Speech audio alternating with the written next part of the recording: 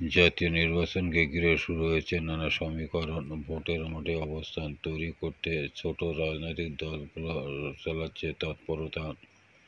ইতিমধ্যে গণতন্ত্র মঞ্চ, এনসিপি সহ 9টি রাজনৈতিক দল নিজেদের মধ্যে বৈঠক করেছেন।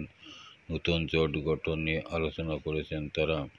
যদিও এই জোট গঠনের প্রক্রিয়া প্রাথমিক পর্যায়ে রয়েছে, সামনে এ নিয়ে আরও বৈঠক করে চূড়ান্ত সিদ্ধান্ত নিয়ে নেবে দলগুলো।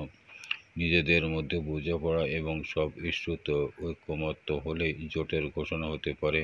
সে কারণে এ নিয়ে এখনই তারা স্পষ্ট করে কিছু বলেননি। তবে এই 9টি দলের মধ্যে সংসদ নির্বাচনের দিন জুলাই সনদ বাস্তবায়নে গণভোটের বিষয়ে ঐকমত্য হয়েছে। এই ইস্যুতে বিএনপি, জামাত ও বামদল সহ বিভিন্ন রাজনৈতিক দলের সঙ্গে বৈঠক করবে তারা। যদিও সংস্কার প্রশ্নে বিএনপি এবং জামাতের দ্বন্দ্ব এখনও প্রকাশ্য রয়েছে মতভিন্নতা। তাদের মিত্রদল এবং জোটের অবস্থানও একই। নির্বাচনকে সামনে রেখে বড় দুটি দলের মধ্যে মতানৈক্য কাটিয়ে রাজনৈতিক স্থিতিশীলতা ফেরাতে এ নিয়ে উদ্যোগ নিয়েছেন তারা। এছাড়া আলাদা জোট গঠনের প্রক্রিয়া নিয়েও বৈঠকে আলোচনা হয়েছে বলে সূত্র জানা গেছে। বৃহস্পতিবার রাজধানীর হাতিরপুলের একটি রেস্তোরাঁয় 9টি দলের এই বৈঠকে হয় বলে সংশ্লিষ্ট সূত্র জানিয়েছে।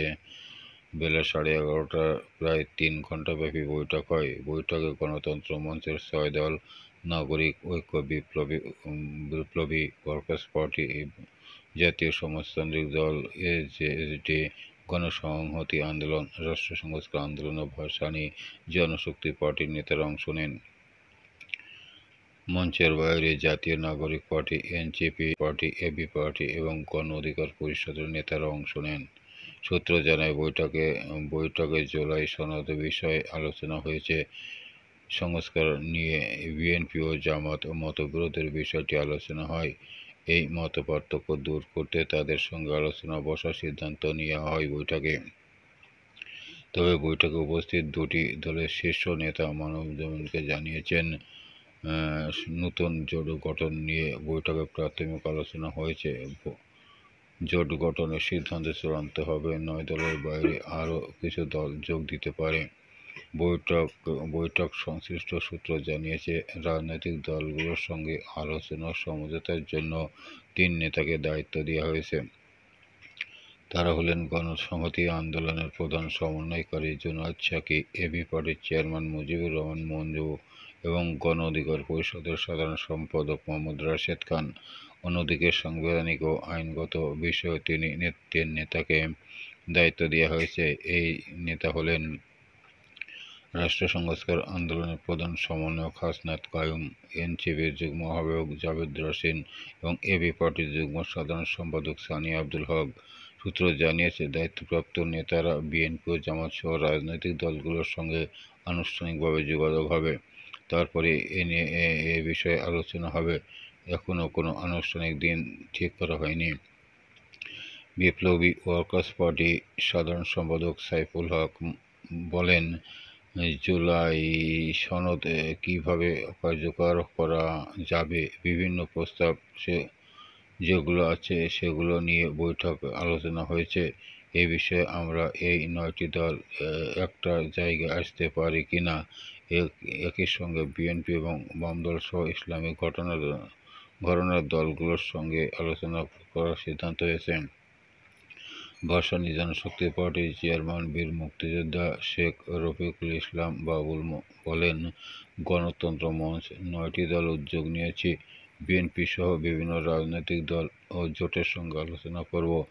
জুলাই সনদকে কীভাবে আইনি ভিত্তি দেওয়া যায় এটা নিয়ে আমরা চেষ্টা করছি। বিএনপি, জাসদ, বাম দল এবং গণফ্রন্ট সহ আরও বিভিন্ন দলের সঙ্গে এ বিষয় নিয়ে আমরা আলোচনা করব। আমরা বাংলাদেশ এবি পার্টির চেয়ারম্যান মুজিবুর রহমান মঞ্জু বলেন, জুলাই সনদ বাস্তবায়ন নিয়ে সবাই একমত হওয়ার বিষয়ে আলোচনা হয়েছে। বিএনপি এবং জামাত সহ অন্যান্য রাজনৈতিক দলগুলো যাতে একই জায়গায় একমত হতে পারে সেটা নিয়ে আমরা কথা বলেছি। আর আমরা বলেছি, গণভোট আগেও হতে পারে এবং নির্বাচনের দিনও হতে পারে। গণভোট হলেই হয়, সুবিধা নাই। গণ অধিকার পরিষদের সাধারণ সম্পাদক মোহাম্মদ রাশেদ খান বলেন, বৈঠকে ঐক্যমত্য কমিশনের আলোচনা দলগুলোর মধ্যে মতপার্থক্য তৈরি হয়েছে। এই মতবিরোধ কীভাবে কমিয়ে আনা যায় সেজন্য 9টি দল আমরা বসেছিলাম।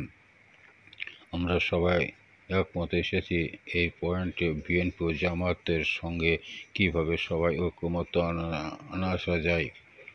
জাতীয় নাগরিক পার্টি এনসিপি যুগ্ম আহ্বায়ক জাভেদ রাশিদ বলেন, গণতন্ত্র মঞ্চের উদ্যোগে আলোচনা জুলাই সনদ বাস্তবায়ন প্রক্রিয়া নিয়ে আলোচনা হয়েছে।